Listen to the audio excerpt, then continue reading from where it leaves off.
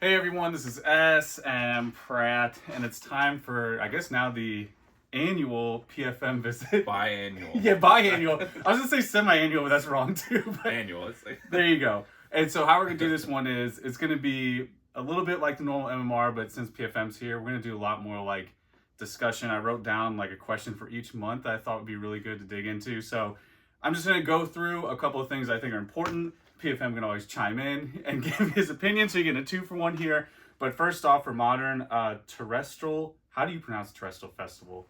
I just don't. I don't know how to pronounce it. I'm like Terrestrial Festival. Every time I say terrestrial. So I got a notification from my distributor that they're doing a reprint at the end of December. And I haven't seen anywhere else. So this is, you heard it here first. And I'm surprised because usually everyone's like, trying to break the news first. So I got told probably almost a week ago that they're doing a reprint. However, I also was allocated to 1 case. So I do 10 cases each time. And first order was 9 cases. This order was 1 case. So I did get 10 cases in 2 orders. But I mean, that's a pretty heavy allocation. I've never seen them be this reactionary before. I don't think they've ever done a reprint or another wave within a month. It kind of feels like Evolutions with English, where they did the quick, like, hey, we want to get everyone's order. So maybe that's what they're doing. But ultimately, yeah, I just got 1 case. They were very apologetic. I'm like, whatever, I'm happy to get anything. So there you go. And I think what that indicates is it probably isn't a super deep reprint. So there's the first thing. Next thing was a conversation from E4 about junk wax. So this question gets asked over and over again. Are we in junk wax era? And to me, the answer is obvious that it's no. But the thing I had written down here that I want to talk about is that Pokemon is printing to demand, where like in the junk wax era, sports was just printing. Like they weren't trying to say, hey, look at all these people who love sports. They're like, hang on, you think when I'm thinking Fleer? Yeah, you think when I'm thinking Upper Deck? And they're like, we're just going to blow this up. And we're going to do 10 of each rookie, 10 of whatever. And so with Pokemon, I think they're just trying to match demand more. And with sports, it was just, there was no goal in sight outside of just getting as much money as you can. So I want to say something. I think people fall into the trap of wanting everything to be like the past. It's like, yes. Is it like the junk wax? Is this the new gold star? Right. It's like sometimes there are new things that happen.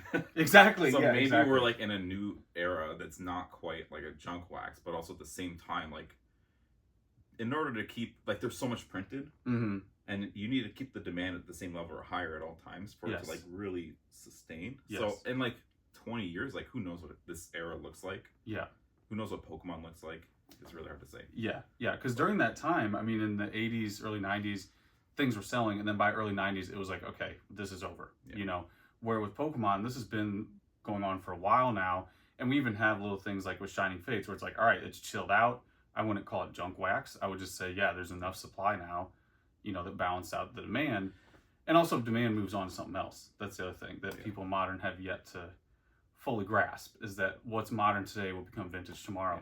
So anyway, yeah, that's what I have for junk wax. I'm kind of speed run this because the real good questions are down here. Yeah. Then, one other note I have here is that the prototypes are blurrier than I expected. So I got a video. I don't know if I could say at this point. I think Zach's made it public, so we could say that Zach, he showed these. That he had the betas, and I remember he showed me some of the betas that he had, and I was like, dude, that looks super blurry. But having it in person, it's even more blurry. That's alpha though.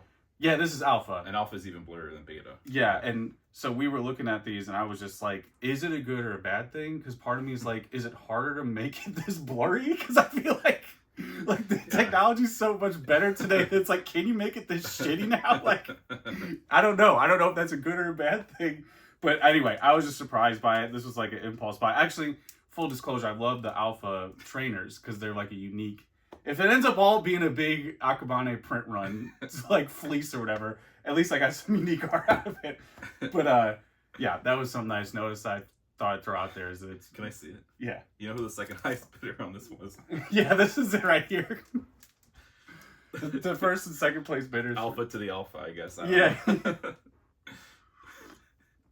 So anyway, that was just something I had there, and it was food for thought about, is it good that it's blurry? Because at first I'm like, yeah, I don't like that. But then I'm like, wait, is that better? Because it's a weird counterintuitive thing. It's just like to the time. Like, yes. These were printed like 1996. Like they're running like Windows 95 or whatever Macintosh thing was available at the time. Yeah, I feel like even if I tried to like put this on the lowest quality settings, it's still gonna look better than that. Yeah. So yeah, I don't know if that's good. Another thing I have here, which almost like segues us into like the deeper questions, is the signed Pikachu Illustrator.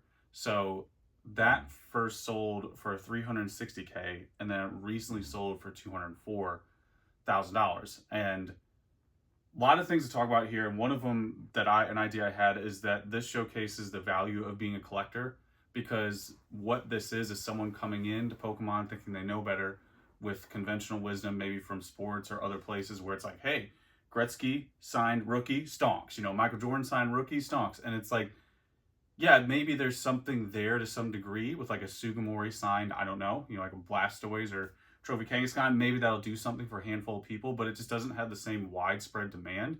And I think that's what this Illustrator showcases, is that if you knew what Pokemon collectors wanted, you'd be like, yeah, this isn't something that they're going to pay a premium for. And I think I'm probably preaching to the choir. Illustrator's so rare that most people probably want like even a PSA 5 over, anything, just to have a decently looking copy over a signed one. So anyway, I thought that was interesting because I think it highlights like this new emerging trend of all these people coming into Pokemon, trying to like parse their wisdom from elsewhere, and it just doesn't always stick. Also, Akabane didn't do the Illustrator. That's another thing too. I'm like, maybe if it was Nishida, maybe there's more there, but I'm like, choice, yeah, it's like if Arita signed it too, I'd be like, okay, but you didn't do the Illustrator, like, yeah. So anyway, I think that's another one too. Maybe something that people could be like, yeah, it doesn't make sense. Akabane did it. It's just a tale as old as time, where like if you win a competitive auction, and then like a couple months later you try to do another competitive auction, it's like you were the highest bidder. Yeah. So now you're just selling this to the second place person at best. Yeah. Yeah, and even like really being a dead horse about the value of being a collector is like the person who bought it, and or maybe it wasn't paid, but whoever that was, it's like they're not actually collecting it. That's one of the biggest issues today, is that like people aren't actually collecting enough, because like when everyone's bargaining, oh, which is the best investment or whatever, it's like collectors from 15 years ago are just like, none of this squabbling matters. Their worst purchases 15 years ago are running laps around whatever the best move is today. A base 2 box from 10 or 15 years ago is way better than whatever the best move is right now in Modern. So I think that's the thing to consider with this. And also, will this last forever, of like people just funneling all of these very rare items through? How long? I don't think it's sustainable. Naturally, when you have a card that goes for 360 and then 204, that's not a sustainable business. Like, you can't just keep, bleeding out that type of money. So yeah, those are ideas I had about that. I don't know if you even thought or cared about the signed Illustrator much. I chimed in. I think really the auction, like back-to-back auctioning, never does well. Yes. Yeah. When you have like 6 bidders and you're one of them and you win, and then there's 5 bidders and... Yeah, ironically, if whatever that Illustrator was condition-wise, I bet if it just went in on its own merit, it might have even done better. Without the autograph? Yes, especially the 200 price. I feel like that's really low. And like Akabane, like you have to be deep in the weeds to even know who he is. Exactly. Yeah. At least people know who Arita is. It doesn't even make sense on a card he's never illustrated. But... Yes. Even Nishida, like Nishida doesn't have the same presence as like Arita and all these other what do you want to say, legacy artists. But it's more of a known name. Yeah, Akabane is way down there. Yeah. Because he did the energy cards, or like the Champions League trophy, like a couple of those mid-2000s trophies, but nothing like... He was involved in the designing, but the game. Yeah. But... Yeah, anyway, I think that is relevant, though. It's like, okay, Akabane, I'm hearing this guy a lot. I don't really know much about him. So, yeah, there you go. Those are the appetizer topics. Now, I will do purchases and sales real quick, and then the rest of this will be the questions. So, purchase this month, actually spent a ton of money and bought Worlds promos like crazy. The only ones I'm missing now are 04. So, basically, I'm doing the binder now of the World staff. Yeah, like I have my graded set, but I also want to have a binder. So, right now, because there's so many of them, I was like, yeah, this is a decent time to buy. Anyway, it does sting me a bit, because I'm like, I remember when I bought that 2014 one for $50, and now it's $400 or $500. Anyway, so I have all of them, I think, except 04, 7, 11, 12. The hard ones. Yeah, seriously. I just can't find them. Yeah. I messaged a couple people on E4. I'm like, hey, you had one of these for sale. Like, do you still have it or whatever? So anyway, buy most of those, and I actually bought what was the most recent one in Hawaii, which it kind of is like, there's a point, once you get to the Paradise Resorts, I'm like, like, it feels almost like a job. Like, the art's not as, I don't know, like, Kazuki had the original, and then who was next? Saito, I think, in 2011 got it. So, anyway, part of the history. It's part of the move. But also bought Alpha Dual Lands, for anybody in Magic, those are huge cards. It's basically Power 9 and then Dual Lands are like right there. They're essentially the same thing. And I actually got Underground Sea and Tropical Island, which are also big ones. Probably some of the best art too. Underground Sea is a thing of beauty. So I knocked those out, and I'm getting closer. It's a game of inches with Alpha because there's like literally 100 rare cards to buy. So those are 3 big ones. Like those are 3 really big ones. And then I mini white whale this piece that I got. It was something I never thought would appear. It's artwork that I bought. Nothing to do with Pokemon or anything. And I'm being purposely vague about it because it's going to be a surprise. But anyway, it's one of those things that I saw it and I'm like, okay, I think I'm going to win this. I'm just going to go hard on it and end up all working out. So this last month was wild. I did not plan to spend this much, but it ended up happening. And that takes us into the segueing into sales. And sales right now, I'm sure as anyone who's selling it all, have been pretty good. And this is what encouraged the spending. So I didn't even do anything in consignment this month. And we have at least 25 sales to go through. So some of the cheapies to start with, PSA 8 and 7 holo cards like Miracle Energy, Japanese, Metal Energy, $30 a piece. What? Yeah. Yeah, thanks for coming. Japanese. PSA 9. 8? Yeah, 8. We haven't gotten to 9s yet. PSA 9 Farfetch'd, Japanese based, $40. PSA 9 Pikachu, the Black Star one, $40. A couple of the file promos, the Typhlosion ones, PSA 9, $40 and $50. Then another Pikachu Ivy, PSA 9, $50. Then PSA 9 Togetic, Neo Genesis Japanese, $50. PSA 9 Mythical Mew, Generations 20th, $50. PSA 9 for Alligator, Neo Genesis, $50. PSA 9 Togetic. These are, yeah. Togetic. You can do a soft G, giraffe, GIF. All right. Sure. $65. All right, now we're up to the hundreds. We have PSA 10 Chin Chow McDonald's, $100. Actually, I'm so glad I held these because they were just being buffeted. Yeah, those are. For the longest time, people were just dumping them like, no they're thanks. hollow too. And... Yeah, but I'm like, these are tough to replenish. So anyway, I just held mine, and now they're doing better. Also had an Oddish go for $100, PS10. Then we had a Cyndaquil PS10 go for $100. PSA 9 Light Arcanine Japanese Neo Destiny, $105. PSA 9 Tropical Wind, $04, $180. PSA 8 Mew Players Club, $200. Rattata and Ponyta, PS10 first edition based. Rattata was $205, Ponyta was $300. And then a bunch of Eevee Heroes boxes. So these, we have 1, 2, 3, 4, 5, 6, 7 orders. And 2 of these were for 4 boxes. So I don't know what that is total. Like 15 boxes or so this month. And so I bumped the price. It was at $400 a piece. I just put up to another 100 because it was selling so fast. And then PSA 8 Japanese base packs, sold 2 of them for $450 each. Also locked the price at $500 on those. I had like one of the more competitive prices and accepted offers, so I took the offer away.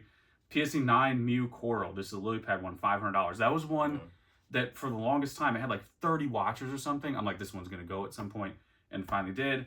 PSA 8, another Japanese base booster pack. So 3 of them, $500. Then we have the Ash versus Team Rocket. This was a Japanese exclusive Mimikyu whatever thing. Went for $500. What? For which one? The you have this one, the Rocket Ash? Yeah. That's about what it's going for now. For the box. For the sealed box. I do have the box, yeah. Then we have PSA 10 Absol EX from World Championship First Edition, $500. PSA 10 Squirtle First Edition base, $1,000. Also bumped that price as well. Then we have a Wild Blaze box, Japanese, $1,350. And then the closer, which this one's a crazy sale. PSA 10 Gyarados Shadowless, $4,250. Yeah, that's another one where... Theme deck hollow. Yeah, theme deck. The thing is, I have probably, I don't know how many of those Shadowless theme decks, and you can't do anything with them. Yeah, they're all slimy, right? You open it up, especially now. It's like you open it up, and it's going to be like Nickelodeon. It's going to be just a bunch of ooze on there. It's like... So yeah, that's one where I don't know if I had the market on it, and it's funny because a few months back, probably about 4 or 5 months ago, I had a guy who was like, hey, one of these ended at like $2,300. Will you match? I'm like, no thanks. So yeah, that came through, took it, great sale. Patience is a virtue. All right, now we're getting into the good stuff where the 2-for-1 video here, the questions. So we're going to start out with some of the softballs. And what I tried to do, I went through a lot of the Q&As. I'm like, let me just try to grab some that are topical that we can talk about for a while. And the first one is, what is the ideal set size? So set, I guess like total set number, because back in the day, base at 102 or whatever was big. Now that's like a half or a third of a modern set or something. Jungle was like 63, 4. Something. Yeah, it was like 64. Yeah. Now it's like, I don't even know how many are in the set because like half of them are like secret rare and Right. I don't think they're even like numbered the right way. Yeah. Yeah, if you had to tell me right now, are hyper rare still a thing? I couldn't. There's just so the many rainbows. Yeah, I know. Yeah. There's just so many types of rarity today. Where Yeah. back in the day, it was such an easy, linear thing. Yeah, but I just call them all like alt arts, even though there's like I know there's whatever like illustration rares, Yes. all this. It took me for so long tough. to do art rare, secret art rare, because I'm like, oh, you're an alt art. You're an alt art. Yeah. Like, so yeah, I don't know what the Perfect size though. Yeah, perfect size. Well, I mean, we debated this a little bit before. Yeah, just yeah. to see if we're on the same page. We did. The perfect size has nothing to do with the number of cards in the set. We think, but it's more to do with like how many booster boxes to take to get what you want. Yes. To get the full set or whatever. Yeah, I think a good way to understand it is if you took the current rarity hierarchy and just plopped it into like jungle or something or an old set number like size, it would still be mayhem because it's like I have to buy how many boxes, Right. to get this done. Yeah, I think it was more rewarding back in the day when you can get a case, for example, or a few boxes, and it's like, all right, I got the set and then some.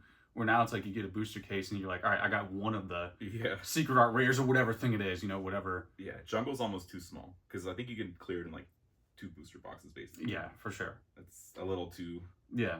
And then like the modern sets today, you need to go. You'll never be able to pull the full set yourself unless you're right. a streamer. You do it for money or something. Yeah.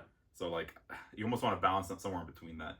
Yeah, it's not, one of the things I do talk about Patreon is like modern's kind of become a hit mechanism. Yes. Where it's like it's not really about completing a set anymore. Because even when you're saying jungle's small, like one of the thoughts I have is that they're trying to do with the sets, they're trying to hit a larger goal. So it's like, oh, here's your base, and then here's a small jungle and small fossil because we want you to get that larger goal of like everybody together. So now it's like, yeah, we'll do that in one whole set, and then we're gonna do a bunch of variations. And then every holo has like 6 variants. Yeah. And one of the variants, you Yes. get one every 72 boxes or something. Yes. I remember when I was doing that was one of the biggest turnoffs for me with E-Series, is like everything has reverse, and I'm like, okay, this is frustrating because I just want to have like the same thing going on, and now you have that to like the nth degree. Yeah, even E-Series in retrospect is like doable. Like you can trade for the reverses or whatever. Yeah. Like you get 1 per pack, right? Yeah. So anyway, yeah, I think if you had to throw a number on it, I think 100 give or take is fair enough. Like even 150, I think is fine. Excessive. Yeah, but once you get the crazy rarity hierarchy, like if you had 150 in the WotC era, it's just doable. Like was Neo Destiny? Neo Destiny was up there, but that's when you start to see like the new stuff come in, like the Shinings or whatever. But yeah, I don't know if there's a one easy answer, but I think it's a combo of like number, set size, and then the rarity hierarchy today is just endless. And I don't know if the aim, talk about hit mechanism, if the aim is like, okay, we want a kid to feel good no matter what, like they're going to get something no matter what. I don't know. But kids are smart. They're going to be like, oh, this is not the textured whatever. This is a flat whatever. They're going to figure it out. Yeah. The next one I have here is thoughts on Pokemon Pocket, which is, to me, I was, before it came out, I was like, yeah, this is it. This is the thing. When everyone's like, ooh, what's the thing that's going to move the market or whatever, I'm like, I don't even care. This is just going to be it. Like, this is going to be something to get excited about. So I think it's been very pleasantly surprising. You thought that? Yeah, I was. The market. It'd be the next like Pokemon. Well, no. Everyone's, when you're talking about things, people are trying to look for the past. Yeah. When everyone's like, oh, what's the next Pokemon Go? It's probably going to be TCG Pocket if you had to fill that answer. It makes the most sense because like the thing is, people are like, is Detective Pikachu going to be the next Pokemon Go? It's like not really because there's no like direct connection between like CGI Pikachu and like first edition Charizard. Mm-hmm. With Pocket, you get like you're collecting cards. Yeah. And this like original art. Yes. Whatever. It reminds people of. And I don't think it's so one variable because back in 2016, the market was so small that something like Pokemon Go was clearly the main variable for why things are moving. Or, even with 20th anniversary and all that, it's like this, I'm sure, has an effect. Like when I'm doing the sales read, I don't doubt that there's someone who got on Pocket and ended up buying something, from me or whoever. Yeah. But I don't think it's as like holistic. Like there's, the stock market's all-time high, crypto's all-time high. There's other things happening too. But I definitely think it has influence. It's a super, super clean, well-polished game. Like, the battling thing has been... It's kind of like GoldenEye, where it's like, oh, yeah, we expect this story mode, and then the multiplayer is like this S-tier thing. Yeah, I've been doing the battling a lot, especially when they give you the promo packs. Like, every single one, I'm like just waiting for my thing to reset. I'm like, okay, let's go in. So, yeah, it's been good, and I just hope that... The only thing I'm worried about is, like, when they start weaning out of Kanto. So like if they start like, you know, slowly moving on to the next generations, I'm always curious how it's going to go, you know, because I feel like the older crowd, that's what gets, you know, look at 151. It's like, what's the common denominator, you know? So anyway, yeah, I think it's doing, I don't know what else you could ask out of it. Like, I think it's doing everything it can. But you know what? I would say that Pokemon Go actually, in terms of impacting the trading card market, had a bigger impact. But I feel like that's because right now, like, we've gone through so many, like, cycles of increasing demand. Yes. That you can only increase the demand so much more every single time. Yes. Because everyone that, like, is into Pokemon is, like, already here. And it's like you have to acquire new people, and the amount of new people available every time just shrinks and shrinks. Yes. So I would say Pocket, like, the effect it had, like, you can kind of see it even in, like, Google Trends and stuff like that. But I would say it's kind of, like, marginal compared to Pokemon Go. Yeah. I think interesting. What is good about Pocket is that once you're in it, I think the card aspect is more of a direct, like, segue into getting into cards. Yes. Where like Pokemon Go might be a little more abstract, where it's like, oh, this is fun. You're just getting back into Pokemon. Yes, exactly. Yeah. Where this really, even for me, like, it helps me better understand the gameplay, even though it's really simplified. I'm learning more about the game than I would otherwise. But again, I'm way deep into it. So. I wonder if it'll help out the playing side of the game. If there'll be more players because of it. Yeah, I could see that happening. But honestly, it's really tough to critique. Like with Pokemon Go, when it came out, it was booty butt. Like it was bottom beats. Pretty janky, It was awful. I remember like clicking like leaves and stuff. I'm like, oh, is that a Pokemon? Is that a Pokemon? It was so bad. Where now it's great. Like if they would have dropped this in 2016, we would have world peace by now. But anyway, yeah, I think Pocket's really good. The next thing I have here is one of the questions that I got like for months on end. And I'm laughing because I don't think there is a 100% answer. Are the prototypes real? Yeah. Just like this. Oh my God. Hide this guy over here. The $1 million question. Yeah. And so one of the things made it start talking about it is that there's no prior photos. And the problem I have with this is that like not everything needs to be photographed. And also like they're not doing this for us. Like they're making this for Pokemon. Like people are just like so like, oh, why didn't they take photos? Like, because they don't care. Is that what people are saying? I mean, a couple people said that in the E4 thread when I was trying to do the questions. There are photos. Like, there are, like, the scans from the Korokoro magazine. Yeah. It's not, like, one-to-one, but you can see, like, it gives you an idea of what the layout was. And I think there's images of, like, alpha, beta, I think. Yeah. So, like... Yeah, exist on the record. There's something to look at. Yeah. But yeah, it's like you don't get all 151 in one image. Just clean, just scanned, and like. Yeah, Pokemon. no company is required to scan every card and show you everything they have. Like I've seen stuff that has still not come out. You know, that was like factory leaks or whatever. It still hasn't been sold. But it's just like, yeah, that's their prerogative. Like they don't, and especially back then. And like, how are they gonna predict the future and be like, hey, it's 95 or 96 or whatever, we're doing this. And this is going to blow up in a couple years, so we better scan it all because... It's going to blow up in a couple years, and it'll blow up again like another decade later. Yeah. And a decade after that, one guy will start selling someone on a forum somewhere 30 years from now is going to wonder why there aren't photos. So yeah, it's one of those where the photo part to me is not really I don't think that really matters. However, when you're trying to figure out if they're real, it's just one of those asterisk answers where you're never going to get... I've heard things that maybe there'll be some more documentation eventually. It's always a wait and see. And even then, you just have to trust whatever it is. It's like, hey, this guy works at Pokemon. I'm putting my trust in him that he's just telling the truth and that's it, you know? And maybe he's saying this is what I have. Maybe another guy, you know, has something else. We'll never, I don't think we could ever know. And you have to be okay with it. I think that's really what it comes down to. I should just say I have like 12 to 15 of the betas. Yeah. So I already kind of land on one side what I think, but I don't think there's any way to, like you said, to truly know. I think, okay, what you have to keep in mind is that these prototype cards existed in some form at some point. And like if you look at them, you can see like how they get corrected over time. So in order to like fake them from scratch, you'd have to like pretend like, oh, these were the corrections made. Yes. It doesn't really make that much sense. And to do it like get the formatting and do it for all 151 Pokemon, all this stuff. It doesn't make sense that you would fake these specifically, but the asterisk is like, let's say the person who sold them had like the Word document they all came from and just decided to print them out, and that's easy to do, and then just slap them on. Yeah. That's always going to be a question mark because there's no way to really unless you carbon date the paper or something. I have no idea. We could sit here and daydream infinitely. You know, I can imagine anything about whatever goes on in Pokemon, and that's, I think, the context is that this is all just theoretical. It's like, yeah, sure, anyone could technically have access to a file, print it, etc. You know, that was one of the things I think when Pikachu was selling cards, and it's like, it's not. I don't think. First off, if he is printing them, he's doing a terrible job because a lot of stuff is not coming out gem mint. It's like, what are you doing? like what are you doing?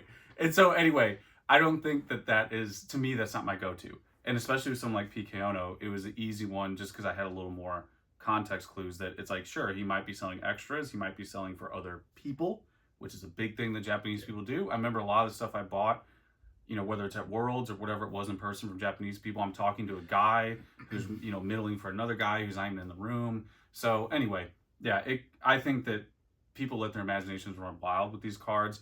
I'm not trying to advocate either way. You know, I have one now and have no problem owning more, but I always know that what I'm getting into. That's just it. Yeah. You just have to know the risk you're getting into. Yeah. And I think there is a catch-22 here, and it's probably a great example of like how strategic risk works, where it's like you can only know so much, and you know, you can go in and sure, this could all bottom out. However, because of that doubt, I think what it does is it creates downward pressure because it's legitimate fear. It's not like, I think it's fair to be like, yeah, you know, you don't want to blow a few $1,000s on this. Fine, but for people like us, who are just like fiends, basically, we're like, yeah, like there's enough. All right, that's enough for me. Like, so anyway, I think it is a good example of strategic risk. I think the strategic risk is the answer because like when I was buying them, like I had like a price point in mind. It's like I could be okay like spending this amount and them becoming like fake. Yes. It's so like at the $1,000 price point, it's like, okay, there's a small chance that they're just printed fresh, but there's like probably the more reasonable answer is that they are what they are, and so like I'm willing to take that risk at 1,000. Maybe not at 5,000. I wouldn't have bought any, but at 1,000, I bought whatever, like 10 to 15 of them. Yeah, so, yeah. And I've held that perspective since I was buying. Like when I started doing really big buys, like my first Illustrator, a lot of those trophies back in the day, I always told myself, you know, if this all goes to zero, that's okay. And before people were like, oh, cards were cheaper. It's like, no, Illustrator. It's like I was still paying more for that stuff than what I'm paying for these prototypes, or like at least a comparable range. So I've always held that same mentality, even when I was spending like, you know, a lot more of my net worth. So yeah, I think strategic risk is the answer. And like in Patreon, I'm just like all the time, I'm like always advocating, just know as much as you can. And you know, there's people who in here are rolling like crazy and doing like $1 million in revenue, firing, like I'll do $1 million in revenue on like maybe 1,000 transactions, and there's guys doing like $1 million in revenue on like 700,000 transactions. So yeah, you know, different strokes for different folks. Next up is one that, to me, it's a tired conversation, but I've seen it over and over again because it's like a clickbait thing. But is vintage dead? Oh, yeah, this one always comes up. The thing that's tough with it is that I think it says more about the person and the lack of understanding of markets. And something I had written down in the notes is that I think Pokemon's very spoiled to even have an idea like this. It's such a spoiled idea because the level, let's just say vintage is like, which I don't agree with this, but let's just say it's like super out whatever's outdated now or out of fashion. Let's say that's what it is. That level still is beyond like 99% of other collectibles. Like if you go to any other hobby, like we were talking about tobacco cards the other day. Like some of the ones like Birds of Paradise or whatever. I have stuff from like, you know, talk about St. Louis Cardinals or whatever before they were the Cardinals in the 1800s. I have like this Venomoth PSA 9 worth more money than that. Yeah. Like it's like that's what people don't understand is that the word saying, you know, is vintage dead is just so hyperbolic. It's obviously ridiculous, especially when you have things closing. Like I think yesterday, a Mew Gold Star Japanese 10 was like 16,000, and there was like a Nidoking no rarity 14,000, and you know all the sales I just read. It's like there's a mixture of vintage in there doing more than fine. So yeah, it's obviously hyperbolic, and I think that the idea that I thought of is just that like people in Pokemon have no idea what dead means. Even in our slow era, was still fine. Like even in the slow era, Pokemon's like take me back there right now. I'll be cool with it. If you can sell like a PSA Japanese like Miracle Energy or whatever for like $30. Exactly. This is why PFM's here. It's not dead. But when people say that, what they actually mean is like there's a certain type of people that will say this, and it's the people who want to make money from Pokemon. And they say vintage is dead because it's not dead, it's just stagnant, like the prices. Yes, So it's very hard to like create a business structure that you can profit from vintage from. Yes. Because like they're hard to acquire. They're usually not in good condition, so you can't really grade to sell. Right? Even if you did, like if you want to hold it, like you have to hold it indefinitely because the prices kind of haven't moved in a while. And that's really what people are saying when they say vintage is dead. But ironically, there's clearly still many people buying it. The prices are very high still. Yes. Yeah, and when you talk about stagnation, there are certain cards I think have more of an issue, and it's what it really is. I think the increased supply, the processes of how things move now are so much different than what it used to be. It's like I can name on like two hands all the people who sold Koro cards, or like, you know, even Japanese hollows. It was something that, you know, now I think it's Troll and Toad, or like a lot of these other places are doing Japanese cards because that demand is still growing. So to me, those indicators are more valuable than whatever clickbait thing's going on. It's like, why would these companies decide to start selling these cards if it's like a, you know, dead in the water thing? Yeah, I think it is really just people in Pokemon. A lot of the new people are just so fixated on the newest thing. Yeah. And they can't understand that like that stuff will become vintage eventually. Yeah. That's just everything. Vintage was once modern, and it's all going to go that direction. Like it has to. And I think like some of these ideas, let them mature over 5 years. I'd be curious to see what the people today who are saying this are going to say in 5 years when these sets now, some of them I think will still be fine, but they'll learn that like, yeah, it's tiered. It's like some of these are going to be the next Crimson Invasion or whatever. Or the entire Sun and Moon block. Yes. Yeah. Yeah. Well, tag team, whatever. But most of it is pretty boring. Yeah, exactly. It's like not everything is. Everyone always wants to focus on the winners, you know, on Team Up or whatever. When you look at most of Modern, it's like go find. Like I just said that thing in the thread about how somebody was like, yeah, is Modern investing the best? Like, is Modern boxes the best? It's like, well, yeah, if you're isolating it to just boxes versus all Modern singles, yeah, sure, that's an easy answer. But it's like the second you zoom out, it's like this is nowhere near the best. Like it's not the end all be all. There's plenty of like segueing into the next thing here. Thoughts on the current low price Unicards and other prize cards. There's plenty of other things right now that I think the supply won't last forever. Yeah. And actually, one thing I want to talk about this one is, you remember when you hear last year and there were like 7 illustrators that sold in 2 months? Did that happen this year? I remember. I don't follow as closely as you. No, I'm guessing the answer is no. Yeah. You're like, bite your tone. Yeah, that's, I think the thing people forget is that like this won't last forever. You know, these rare cards are finite, even with extra copies. They're more finite than whatever Guzzlord or whatever thing's happening. It's just, there's so much noise, especially when it comes to rare things. It's like, even the prototypes, when people are debating how many there are and how that's going to impact the price, it's like whether there's 5 of each or like 20 of each. If you're buying like an evolution, like, there's always going to be someone who wants it. Yes. Like, period. My favorite story about supply like that, finite numbers, is Birthday Pikachu. Because Birthday Pikachu is always like, yeah, there's actually a lot more. And you know, initially it's $500. Shout out to Gary, who was just flying them out the door at $500 a piece when people thought they were super rare. Then, of course, they chilled out. But go ahead and tell me what a PSA 10 Birthday Pikachu goes for today, knowing that there's more supply. Way more than $500.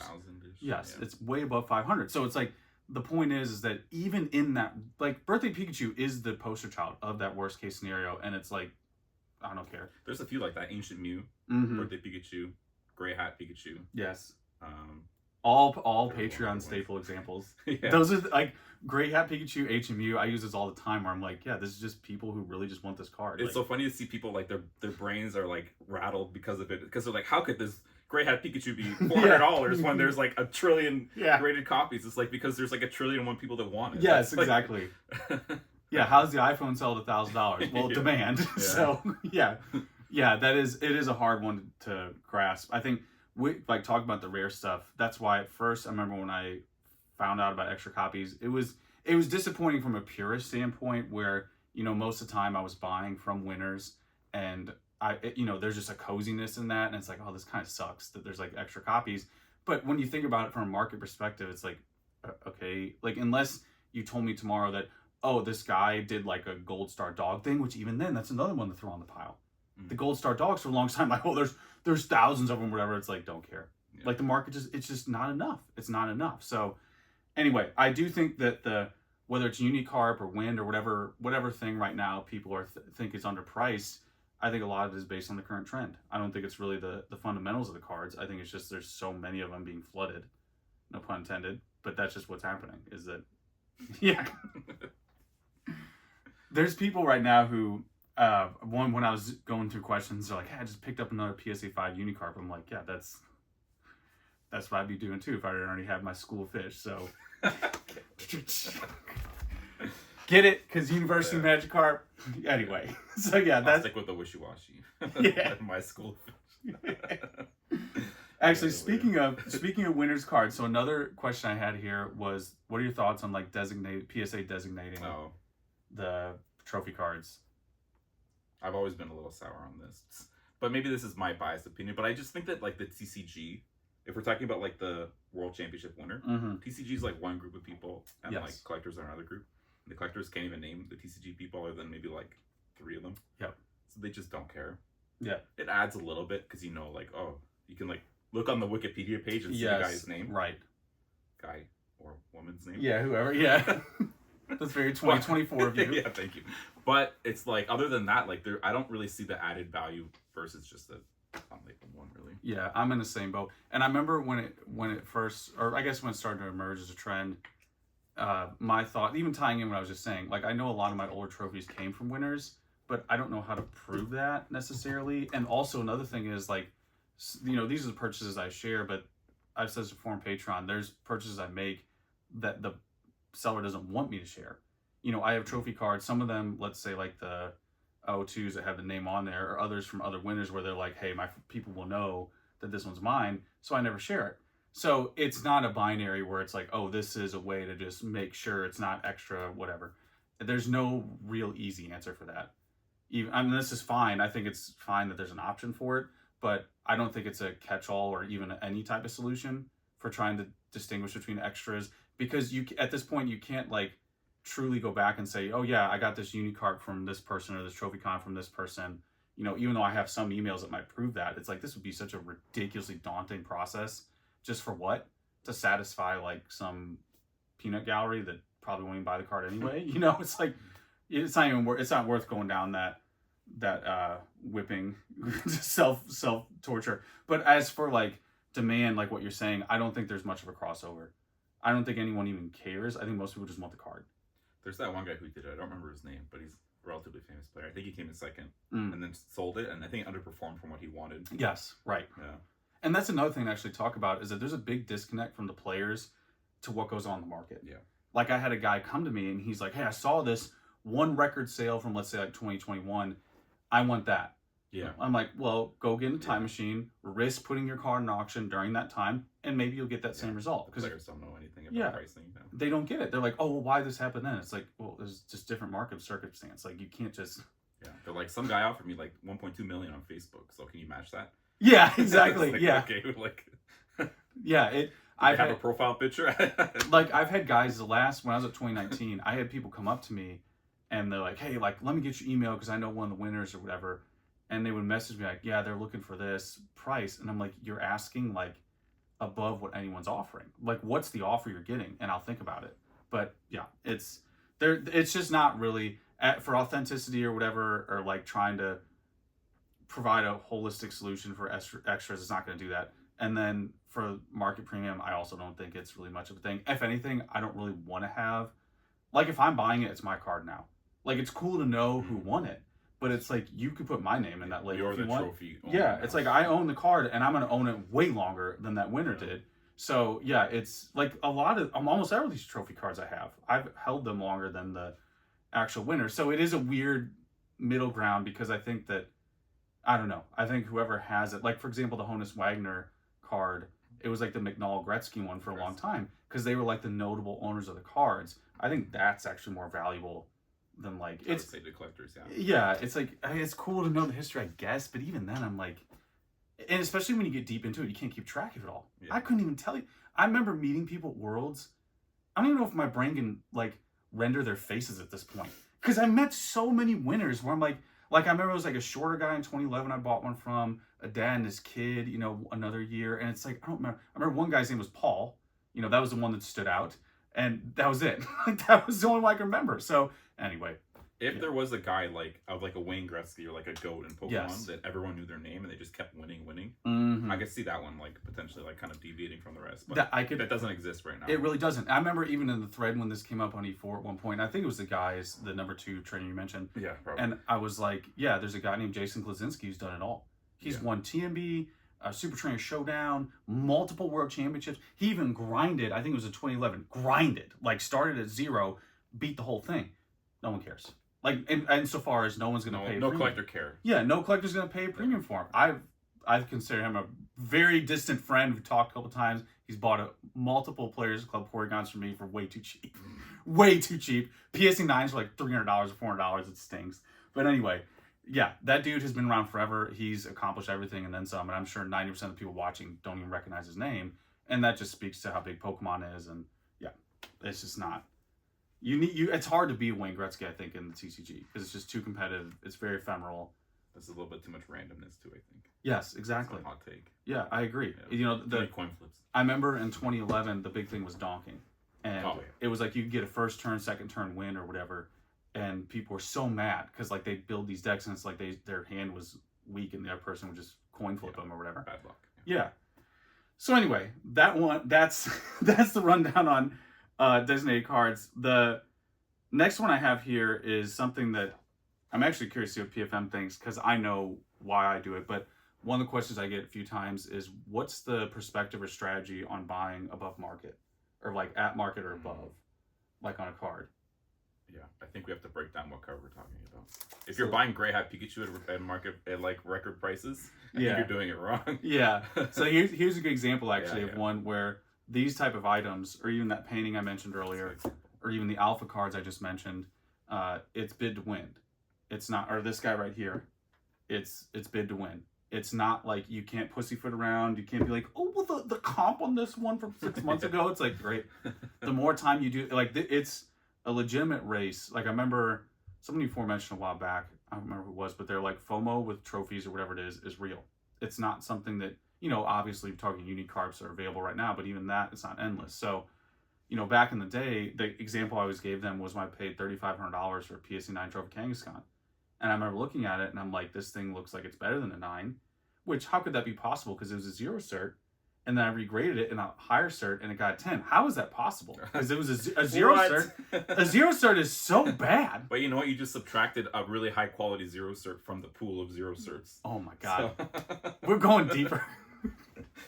And I send in the label too. Yeah. I send the label, so it's gone for good. Yeah. So yeah, that went from a 9 to a 10 because I looked and I did a review at. No, I did a Kraken grade because I remember putting the label.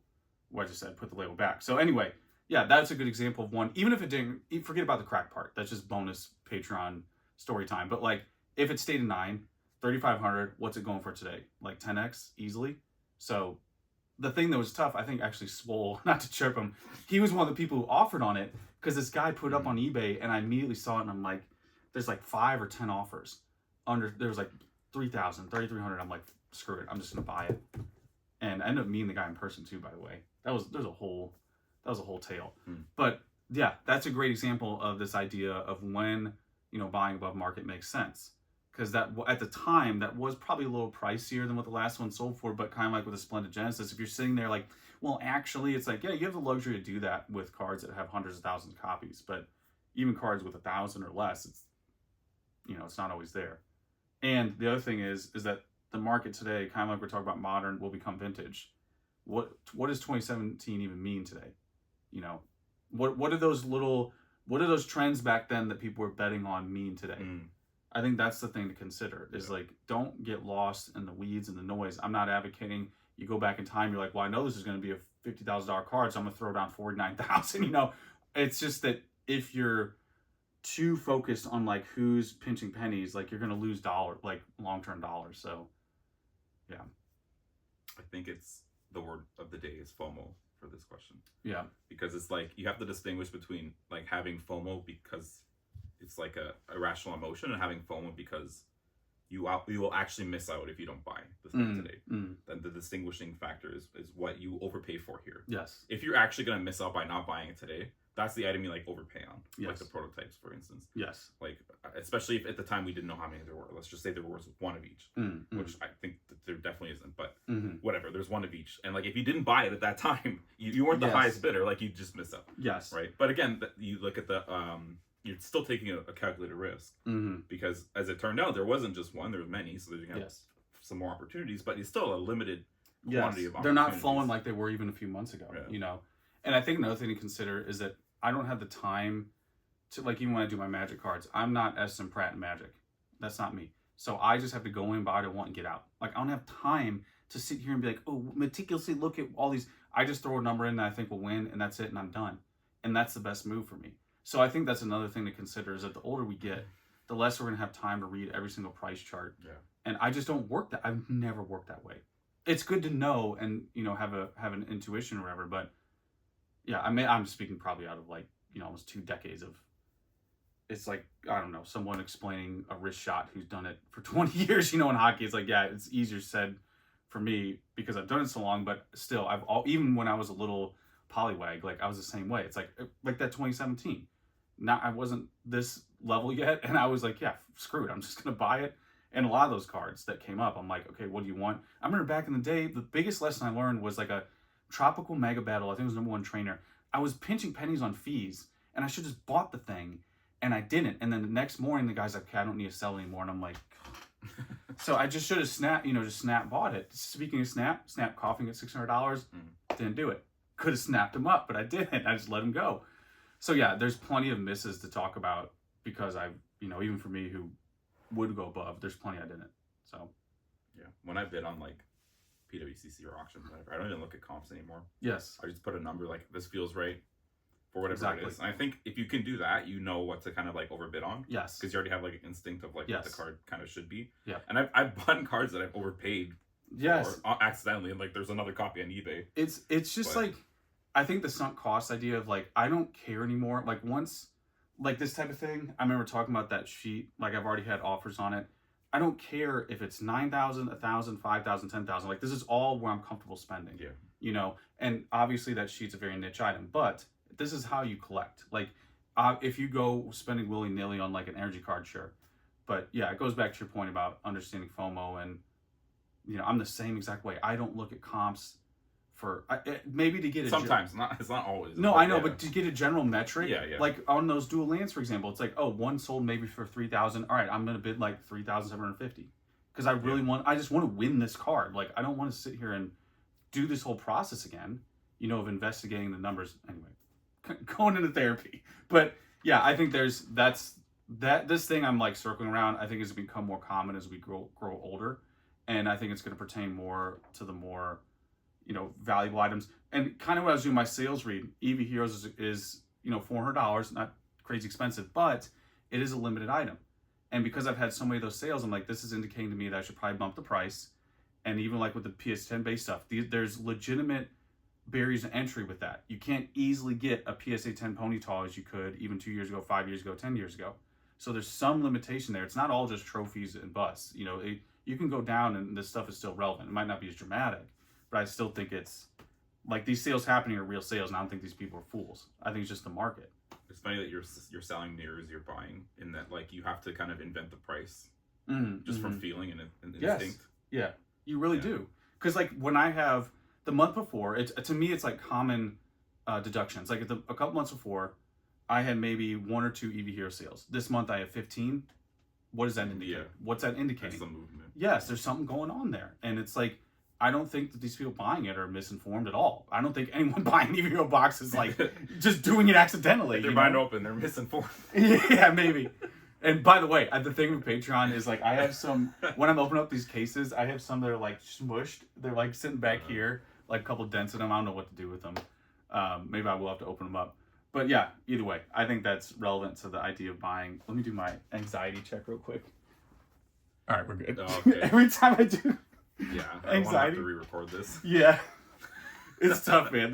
This is the trouble of no editing. All right, so next one is something me and PFM actually talked about earlier a bit. Is thoughts on CT scanning? Oh, yeah. You want me to start?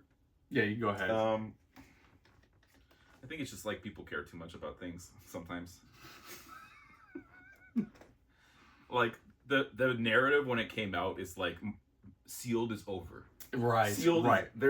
You can't sell sealed anymore. Like packs over. Everything is over. It's like it's not over. Mm-hmm. There's still a price point that it costs to send things in. Let's say it's perfect technology. Mm-hmm. Right now it's imperfect, but Mm-hmm. who knows where it can go. But let's say it's perfect. You can tell everything in the pack. It's like people will still buy sealed. Mm-hmm. It's just like things shift. It's like things will shift towards booster boxes instead of sealed packs. Every pack is now basically kind of a weight pack. Because you have to, especially if it's vintage and old, you have to assume that someone like looked inside of it. Yeah. Right? But it doesn't mean the pack goes to zero. It means the pack is like whatever people still collect packs for pack's sake. Yeah. Right? Yeah. So it's like, it's not that everything is over. And the thing that made me laugh too is like for Modern especially.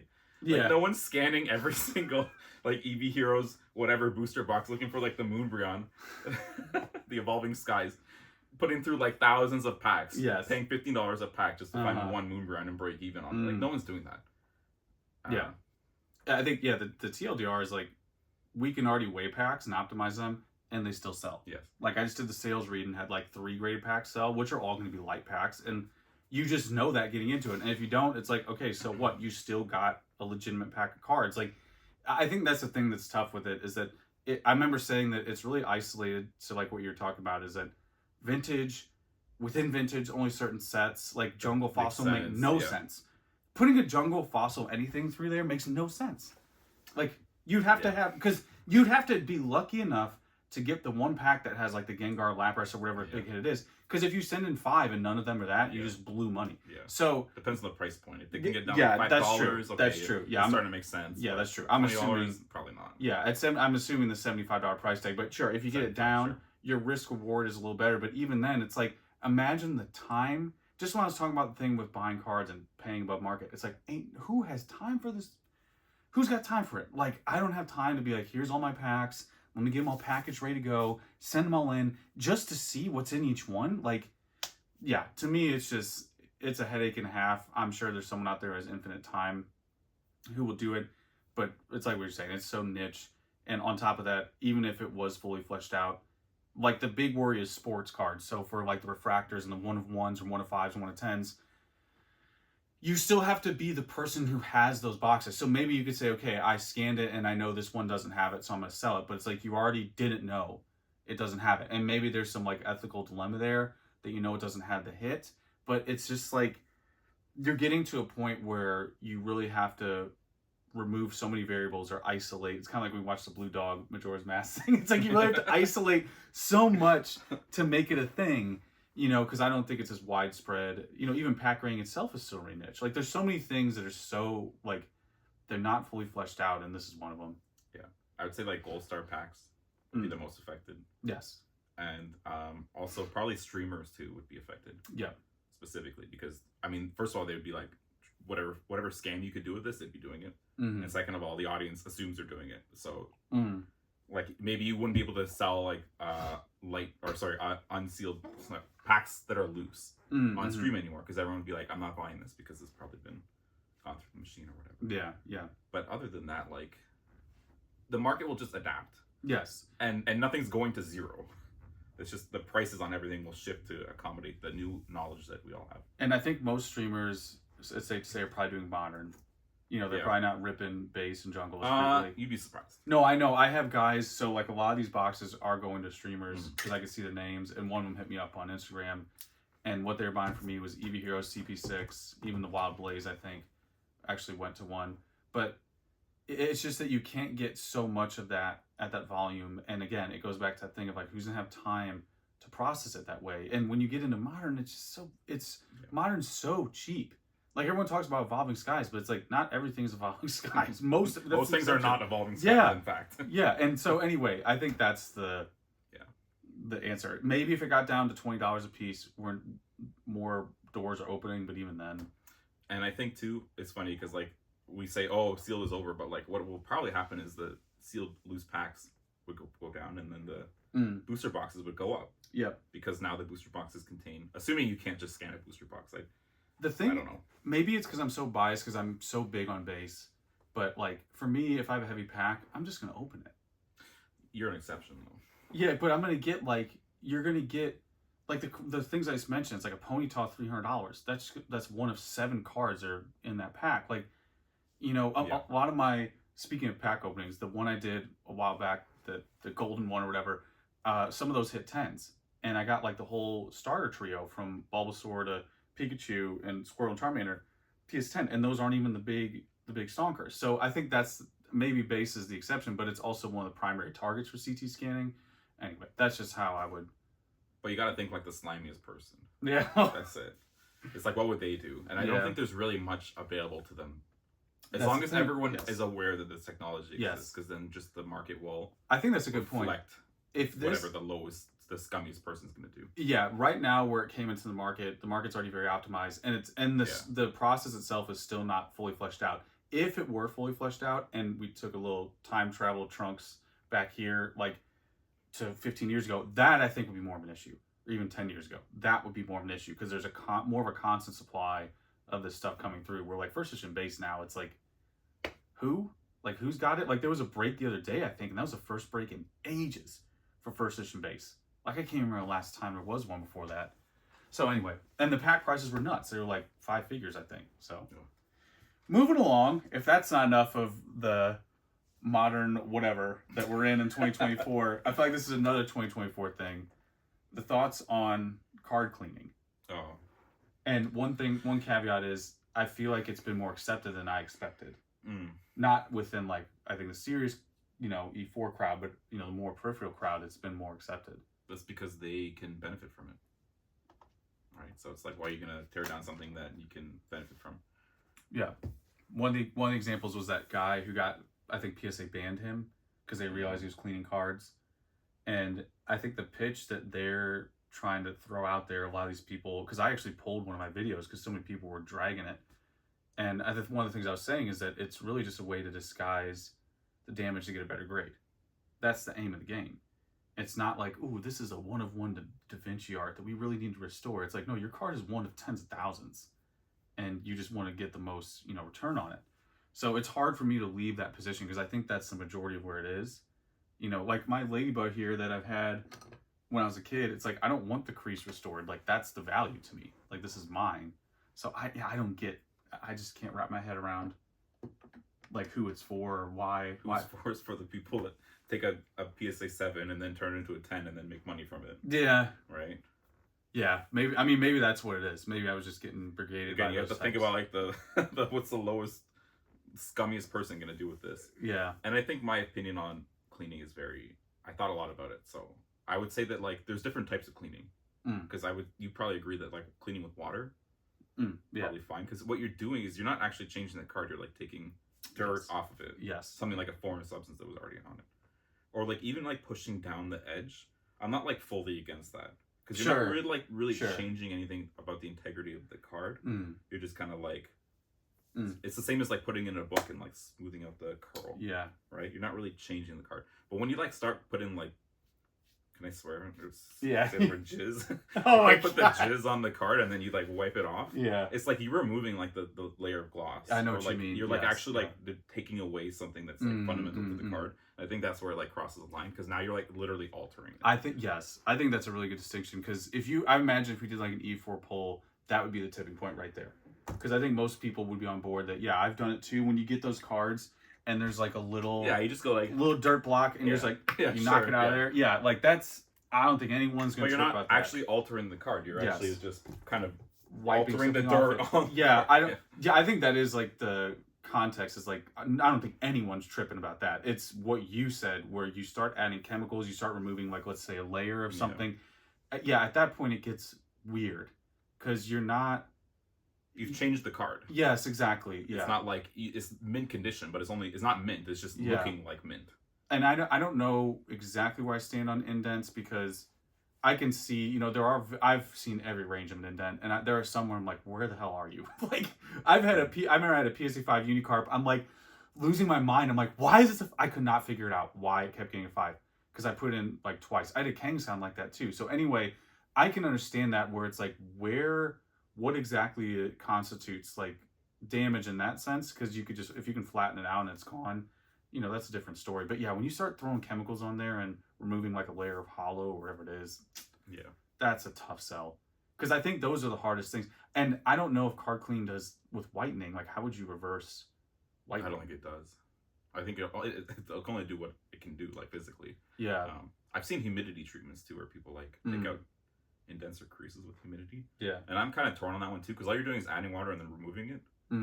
It's still, but I think if the dent's not fully gone, then I don't know. That's like kind of on the edge. Indents are tough for me. Yeah, I could see both angles there, because when you have a binder, a ring ding or whatever, you know, that's part of its history. That's part of what it is.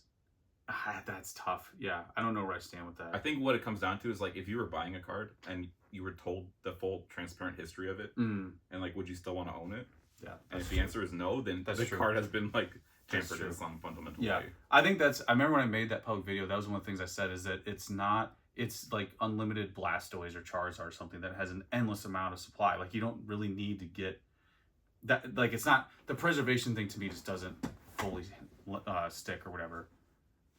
Yeah, that's one but yeah, it's something that has been more received than I thought it would. And I think it's ultimately on PSA to do their job. It really is, yeah. There's nothing we can do about it.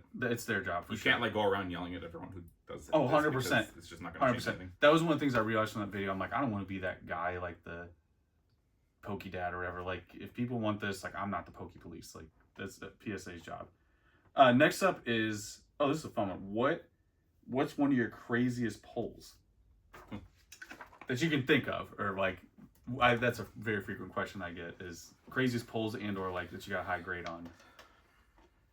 I mean, like, I don't want to just go straight for the value pull, but like I pulled a Gold Star Rayquaza from Deoxys, yeah.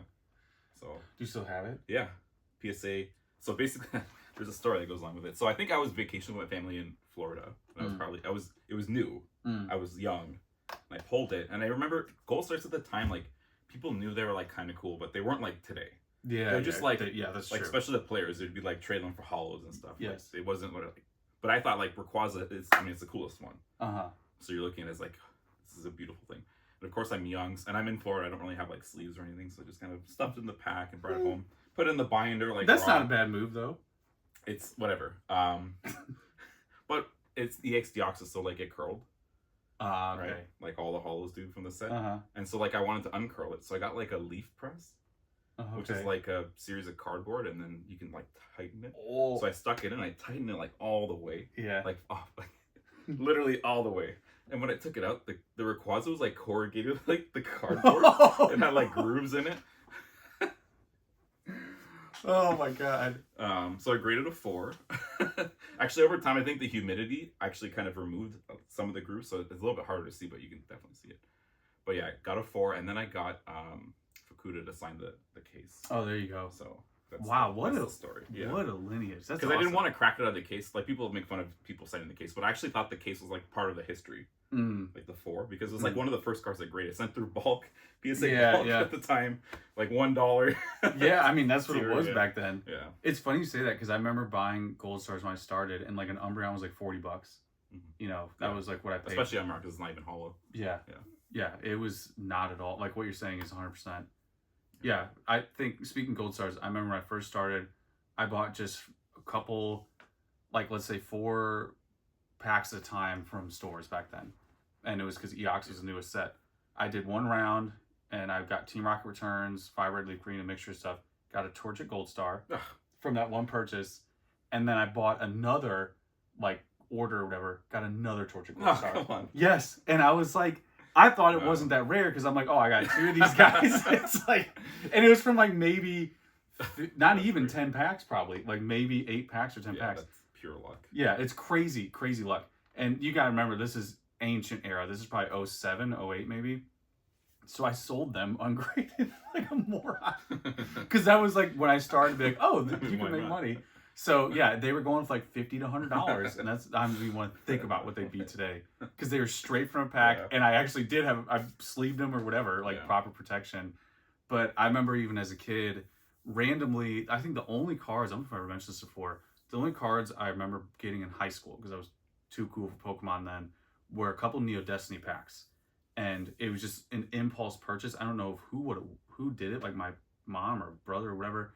And I remember we opened them. I opened 2, he opened 2, and I got Shining Noctowl. And I'm like, what is a Shining card?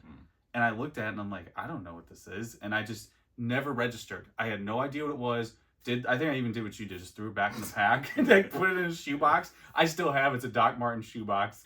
I still have the whatever, all that stuff. He's a hoarder. Yeah. And so like basically it was one of those where what you're saying with the gold star is the same deal. I'm like, I don't know what shining means and how many people do at the time. There might have been 100 people. So anyway, that was one of the memorable polls. I mean, there's of course when you start doing this, like I'm glad we went all the way back to the beginning because like now you can just buy anything. I just don't open packs anymore. That's why I don't. That's have a good that's poll true. story, Yeah, I would agree that my pack opening peaked at this point. It's not like 151 is probably the last I can remember where I really opened.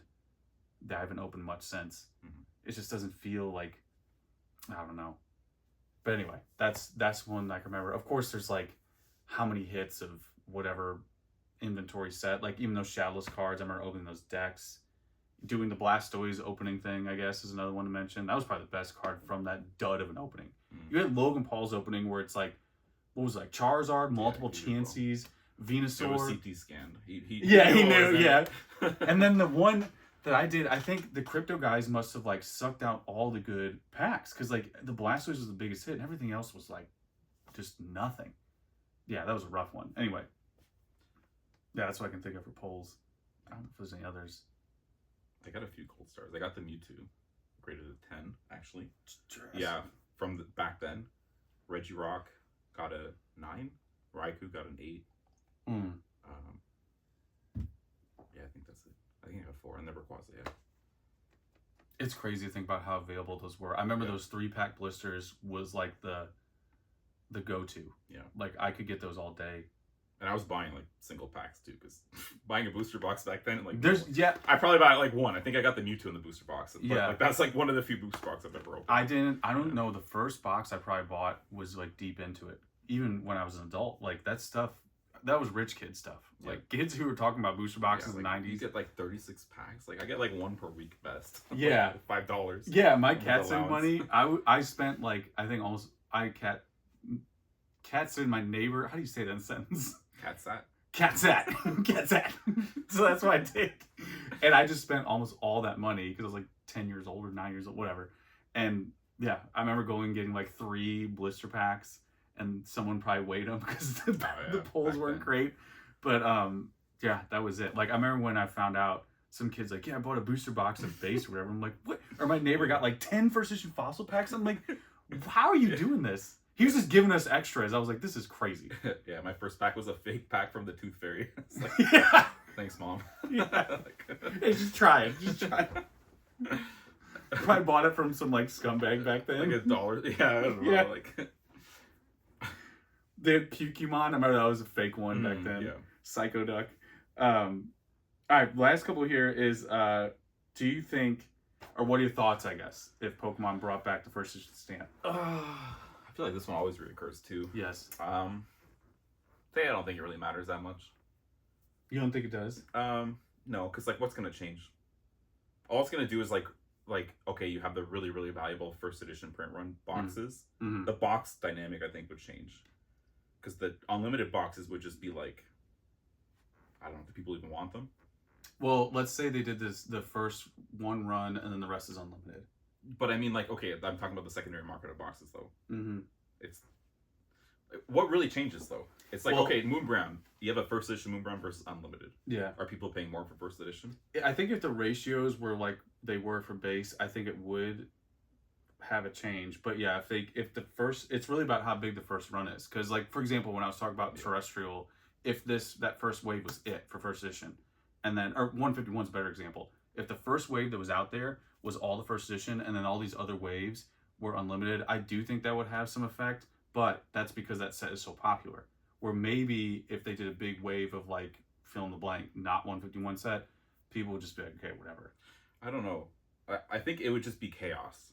Yeah. Like at the distributor level. It would, yeah. Like think about like everyone only cares about the first edition and like, okay, we have to get the boxes, we secure our first edition box order. And then after that, like they're gonna have a hard time. It just I don't see it from a business perspective how they could even make it work. Yeah. Because all they're doing is devaluing their subsequent boxes, and they don't get the secondary market value from it, like Pokemon. Yes. For the distributors. That's true. So I don't see the benefit from their end. Yeah. From our end, all it does is like kind of the hits right now are already super limited. Yeah. Like the moon browns and stuff. Like you're not like adding a first edition stamp. It doesn't really change much of that dynamic. Right? Yeah. I think you're right about the distributor thing. That's my answer in 2017 is the opposite of today, where I don't think it'd be beneficial for anyone actually. I think what you said about Pokemon's true, but for the secondary market, I don't really know who it's benefiting, because also what we talked about before with set collecting, that's not really the aim as much anymore as it is to get the hit. So I don't really know how much of it translates. Yeah. I feel like it's more of a vestige of like the WotC, we really want to complete this, and you know, that's really where that's what I'm getting at, because like I'm not even thinking about the commons and uncommons because no one cares about them. Yeah, they're trash. In fact, I would say that first edition has come back in a way with the Master Ball promos. Oh yeah, that's a good because that's kind of the equivalent. It's like you have like this, you know, subtly more rare version. That's more desirable. Yeah, and you can seed it across the whole every print box, so it doesn't like concentrate it into like this certain cases. Mm-hmm. So I think that's like the modern day equivalent of first edition. I think that actually worked out well for them. Yeah, I agree. I think the Master Ball reverse should just be the first edition standard. For all sets. I think it's so fun, and it makes people actually like want to chase after the non-hits. Yes, that's why I wanted to do one did so well. I think. Yes, yeah, and first edition stamp. Honestly, now that we're talking about it, most people don't really care outside of WotC. You know, like how many I don't really even care. Japanese. Like, that's what I was like. No one cares really. Like, sure, there's certain things like Rayquaza or whatever. You know, you want the rare version or whatever it is, but like, there's no diehard group of people really trying to get the first edition set of every Japanese set. Like, that's not a with first edition. It's really just first edition WotC. It only matters in the sense where like one of the two are like severely underprinted. Yes. Yeah. L1 or whatever. Yeah, I don't really think it's gonna.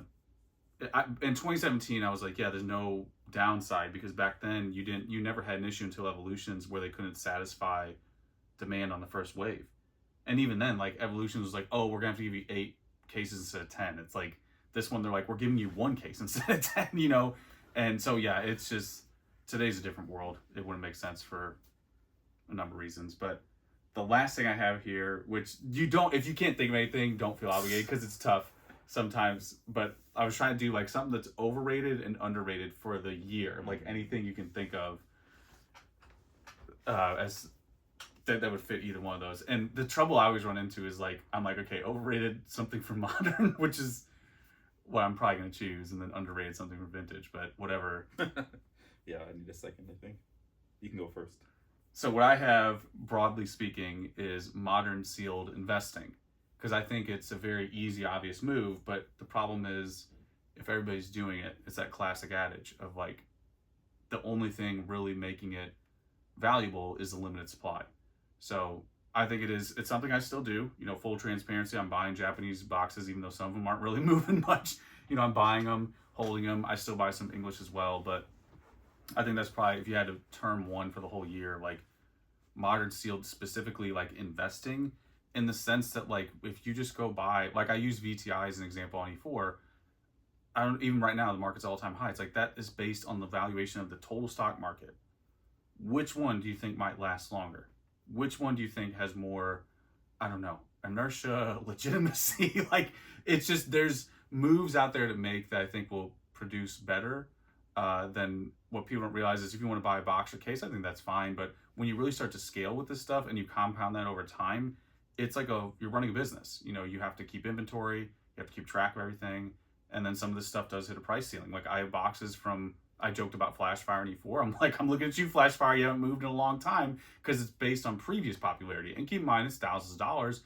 But you know, if you bought that around that price, you've just been holding something at $2,000 or whatever, and it hasn't moved. Where if you buy any, you know, decent ETF right now that's based on the S&P or whatever it is, it's probably gone up, and or it might have paid you a dividend. So, and you didn't have to store it. So that's what I've got for overrated. I don't know if you have any. I got overrated. So the Latios, like the incestual one where they make the heart. Yeah. Like the furry incest card. That's like $2,000 now in PSA 10. Mm-hmm. I would say that's overrated, but that's, you just don't like it? I don't like it. I was like, wait, I remember when it was $20. I looked at it. I don't like really the art on it. There's nothing I like about it. I'm like, I'll pass on that one. It's like a cute idea, but yeah, it doesn't. They're siblings. Oh, they're siblings? Yeah. Oh, That's a little too incest, close. Yeah. A little too close for siblings there. Yeah, they should have done a hug or side hug or something. A side heart. Yeah. Yeah, that's. I didn't realize that. The other one I was thinking of is like, this is like very specific to like the autograph space, but I think like a lot of the Illustrator autographs are overvalued. Like the ones that are like kind of like the new artists that have done the one card or something. Yes. Or yes, like even like the Jerky event I went to, like paying $60 an autograph.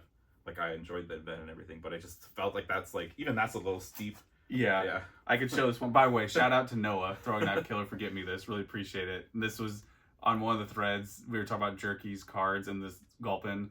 I was like, they're all pretty good, but Gulpin takes the cake. And I saw it at first, and I thought it was actually Noah who just said, like, you know, like, to Scott from Noah. Because, like, the autograph is just like, to very Scott. Jerky. Yeah, very jerky. Yeah. It's literally just like, he just went, rip, rip, rip, like, wrote his name in normal English letters, like, nothing. Like, I can pull out, like, the E4, I think I have some of the E4 signed cards in here, and it's just, like, night and day. So, yeah, that's more of that. I would say a lot of autographs in Turkey. Even, like, Craig Turkey, like, his autographs go for, like, a few hundred. It's like, this guy made one card that was a promo. Yeah, and no offense to these guys, but it's just, like, Sure, absolutely. I got Jerky's autograph, because I'm into autographs, and, like, I'm already there. I'm happy to overpay. But, yeah, it's not like they've done anything wrong. It's just... Yeah, I think when you're talking market reality, it's definitely overrated, because these people, like when Arita started out, he was charging, brace yourself, like $10 to $20, no personalization.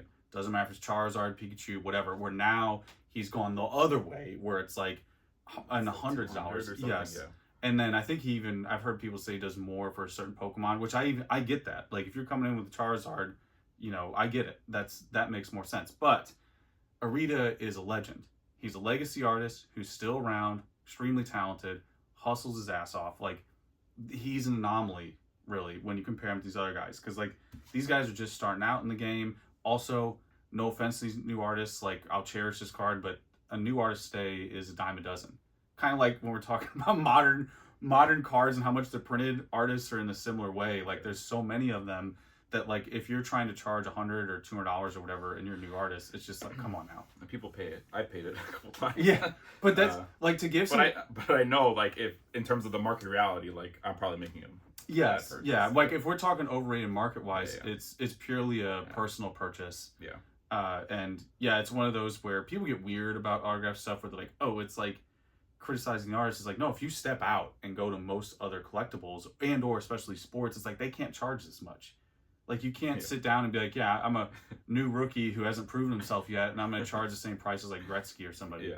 All you have to do is just look at, like, the famous people like Obama or, like... Yeah. Albert Einstein. Like, whatever. Yeah. Look at their autograph. Even go lower than that, like, Gretzky. I don't know. Pick a few famous celebrities. Taylor Swift. And, like, it's like, as a Jerky autograph. I don't... Maybe that's not the best example. But if your autograph value is comparable to, like, somebody that's actually famous, then it's like you're probably paying too much. I'll use this hierarchy because it's not mine, so I feel... much better saying it than I'm not throwing shade because I didn't say it, but like another E4 member were talking about how the hierarchy of autographs, and they were saying the same thing, like, you know, an Obama or Einstein or like, you know, a Tom Brady, you know, wherever they are, it's like these people are huge outlier achievements, you know, in life. And then you like scroll down, like maybe like actors, other athletes or whatever, and then like artists, you know, like in Pokemon. But then it's like with stuff like this, like you have newer artists, and then the lowest of the totem poles, like, no offense, like voice actors and like, you know, influencers, you know, and then like Gary from Pawn Stars or something to finish out the whole thing. It's like people in a community that are like more prominent. To me, it's like they have almost the same level of influence, if not like more in some cases. Like, to give a shout out to like any of the, like Max Mofo or someone. I feel like Max Mofo has done way more than a lot of these artists ever will. And it just feels weird to be like, oh, I'm going to throw you $100, you know, for an autograph that you especially just slap your name on there. No sketch. Yeah. So.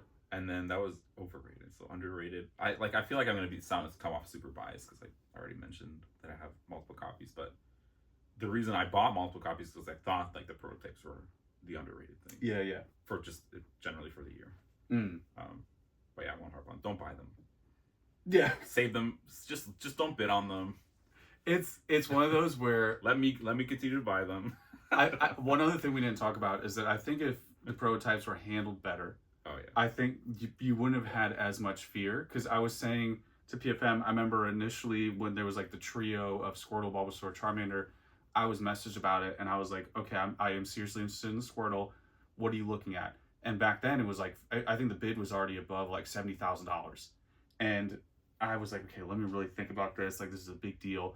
But it's because of how they were presented. And more to that point, I remember the guy immediately, after telling me that, he's like, well, just keep in mind, these are like just cardstock or whatever with paper mounted on them. Mm-hmm.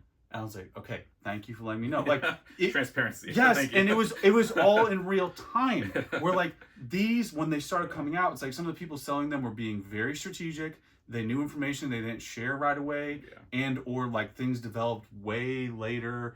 And it just, if it were handled better, if more of that were up front, I think it would ease a lot of the fear. I think people would have been more confident with them. So maybe I'm just agreeing that that's why they are underrated. I think just like maybe even removing just the prototypes as a thing from it, like all the factors that came together made them underrated. Like that's like a lot of fear, the fact that so many hit the market, the fact that they're already limited to begin with. It's like all these things are like, that's what I guess the factors that make something kind of underrated. Where like people are like either afraid or not paying attention to it, and it's something very limited. Yes. And because if I were able to buy these directly, which now I think some of these guys who did are probably lost money or holding a heavy bag. Being who I am, I would have just wanted to hold these as long as I could, because they would have been so important to me, and I think that would have actually affected their price differently than the guy, like, because a lot of these guys who bought them couldn't afford to hold them, and to me it's like I wouldn't have done that if I couldn't afford to hold it, if that makes sense. So like I think the how really mattered with these. I think the how, if it were different, it would have kind of like, I remember we talked about the Logan Paul box. And it had to be the way it did, because if it went through people like us, we'd be like, yeah, this is obviously fake. Like this is very suspicious. But it went through the exact right people to get to where it was. So it's like the how was so important with that one. And I think that's a good one, actually. Yeah. And I'm like, I want to clarify, I'm not saying it's underrated because I think people should go out and buy it, but I think it's just a good like anecdote or case study to like look at. Yeah. No, that's so like the context I always probably overemphasize. Rigby. Yeah, Rigby in Patreon, I do it almost every time. I'm like, yeah, this doesn't mean overrated is going to lose you money, underrated is going to make you money. It's just more, it's always from a collector perspective of value. And because again, all these could be just printed by I know, that's, whenever people talk about, like, on either camp, they're like, yeah, they're for sure real, they're fake. I'm like, either way, we could end up in both timelines. Yeah, my analysis assumes that they're real. Yeah. Under the assumption that they're very real, I think they're severely underrated currently. And speaking to that, like that idea of how, what I have for underrated is very broad vintage prize cards, because what I was just saying about if I were to buy these prototypes from Akabane or whoever, I would be treating them differently. And I think how a lot of these prize cards going beyond prototypes. Can you give an example? Like a Unicart, for example, right now. I think a lot of these are just like flooding right out. There's no pause whatsoever. Where I don't think anyone knows how many Unicarps or wins or whatever I have, because I just don't talk about it and I don't show them anywhere. You know, I've bought probably more of those in the past 5 years or whatever than I did in the previous 10. And I don't talk about them at all. You know, I have the one up on eBay, I guess. But other than that, it's like I don't know how many wins, how many carps, and I just keep them. And I don't care. I really just don't care. And one of the things I was going to start doing to like end on like a little Patreon exclusive is like I planned on just, if I see these cards going in the thousands range, I'm just going to buy them every month and just keep buying them. It's like I'd rather just have it and just wait and then put it back out there. So that's one of those where I remember saying this before. I remember PSA 5 wins were about 5K, and then they went up during 2021 or whatever. Now they cooled back off. I think, again, this is because of the current supply. I don't think it's a demand issue. I think it's more of like you have so many people treating these cards just like with prototypes as just normal, like almost like a streamer in a way, where they're like streaming the best cards out there. And I don't think that's a permanent business plan. I don't think you can indefinitely do that. In fact, one of the guys who was doing the prototypes, one of the things he was telling me, and keep in mind this was months ago, I think I even mentioned in the video, I'm struggling to find more things to buy. And I'm like, yeah, because you can't, the good stuff is limited. Like, you can't just do this forever. Like, it's like, okay, we got the extra copies from these artists. Okay, well, now they're done. Like, you can't just keep doing it forever. And, you know, even for me, I remember doing Illustrators, like, at one point you could think it was seemingly endless, but it definitely ended. Like, I can't do what I used to do with Illustrators unless I want to pay $500,000 now a pop. So, anyway, that's what I have for it. Again, this is something that's like, I don't think it's going to be a big, it might be something that stays this way for a long time. You know, you might have a stagnation, but I'm just trying to define what I think the reasons are for the stagnation. People are like streaming price cards right now. And I think once that process is done, Japan typically has diamond hands and they'll stabilize stuff better. Because a lot of this stuff is downward pressure from the US side of things. It's not from Japan. Yeah. So, yeah. Yeah, it's really about what can be replicated to perpetuity. Mm-hmm. That's like the stuff you can continuously do over and over again. That's like overrated, and the stuff that's like you can do a lot of it today. Yes. But there's like a certain period of time where like you probably won't be able to do that anymore. Yes. That's like the distinguishing factor. Yeah, and that one of the things I always say to people is like, you know, sell what you can buy frequently and sell. Sure. That's the slogan version of what I said. Yeah, and it's like you can't. With this stuff, to me, I'm just like, yeah, Unicart might, let's say it had 1,000 estimated distribution or whatever. It's like, let's just say there's 1,000 out there still. Like, that's not a lot. That's just not a lot. Like, that's like a week of Van Gogh Pikachus, you know? Like, it's a day. Yeah, a day. Yeah. So anyway, and again, it could stay this way for a long time, and who knows? But I guess the silver lining is it's a great time if you're looking to collect them. You know, if it was something on your to-do list. I can't name a better time to buy. I'm just trying to isolate the reasons why, because even if we go back 4 years, 5 years, some of these cards are still at this price. You know, I'm looking at mid-range grades. The higher grades are different. Have you ever not said Japanese price cards for underrated? For underrated, yeah, definitely. Like some of the ones. So I did Art Academy recently. That's one of the ones I can remember. And I actually think I said the opposite, where like the ones that weren't Japanese, I think are underrated because they don't have enough sales volume. Like for example, like the chess pin one that I auctioned, I'm like, went for like $3,000. Oh yeah. You know, and it's like, I don't care if it's chess pin. I don't care if it's like Bonsley's butthole. Like, I don't care what it is. Like, it's 100 copy card. Like, this is insane. So yeah, it just depends. I think right now it's hard not to choose a vintage Japanese. I'm trying to think of other stuff. Like I did the illustration Zoro cards, which are Japanese, but it's more just like analyzing like, you know, those are another one where lower 100 copies awarded, and some of these, like let's say Mario Pikachu Poncho cards, are definitely higher quantity. Yeah. You know, but it's just trading demand for rarity, really. So yeah, the freaking Art Academies. I feel like the Japanese ones just have so much more. I don't know what aura, like maybe sales, because they never appear. Yeah, they're like figments of your imagination. I don't know if it's because like there's so much more. It feels more like a set, maybe more organization. Oh, because like, you know, you have the Spanish one, like the Spanish Pikachu or whatever, and they just aren't as like, I don't know what it is. You mean on the English side there's less cohesion, or maybe, I don't know if that's a thing. Or English, and also because you have the annoying German Mew. That thing's so annoying. So annoying. Yeah, I have I want to get the non Pikachus in the thing, so I need the Delphox and the Mew. So the Mew. Okay. Very annoying. Yeah. It's funny because Delphox initially was more available, and then I think the winner sold most of all of them. So now they're all scattered around. Still waiting, but and that's what's interesting about Chespin too, is that person sold all theirs. Yeah. Because I bought 5 from them. Chespin's always been the polyrath of the set. Yeah. But it's like they sold all theirs, and it's like, I don't know, you know, what that means. And then if you go the other way, like with your Kyogre, it's tough because that winner hasn't sold. So it's like you have so few of these that it's like, how do you create a price point? Yeah. Kind of like the 08 win, the 2001 win. Yeah, it's actually hard. Or like the LP, the DPPT, whatever. Yes. Cresselia and thing. Yes. Because there's like 2 copies and I have one of them, but I don't even have it listed. It's like, how do I even tell anyone that these things exist? It's so hard when you're in that game. It's like the epitome of the middle school dance. Like, nobody's going to make a move. Yeah. There's not enough of them out there. Yeah. Like, it's... So yeah, there's the bonus round. Is I have done... I'm trying to think of another one. Oh, Trainer B's. I think I did Trainer A and Trainer B deck one time when all the pros type stuff was kicking up, because I'm like, yeah, these are technically prototype, and they've, you know, sat for a while. So yeah, it's just tough right now. Vintage Japanese is... Maybe I'm too close to home with that. I love it so much, but... Vintage is dead. Oh yeah, vintage is dead. Yeah. It's not dead, it's just boring. But boring is exciting in its own way. The thing is tough that I was saying last time Patreon is that there are more barriers with vintage, where modern it's like, oh, I can go to the store, I get a pretty card, you know, I see it on TikTok. I see it here. Collect the con, whatever. Yeah, it's everywhere I go. Where it's like a vintage card requires you to like dig. Yeah.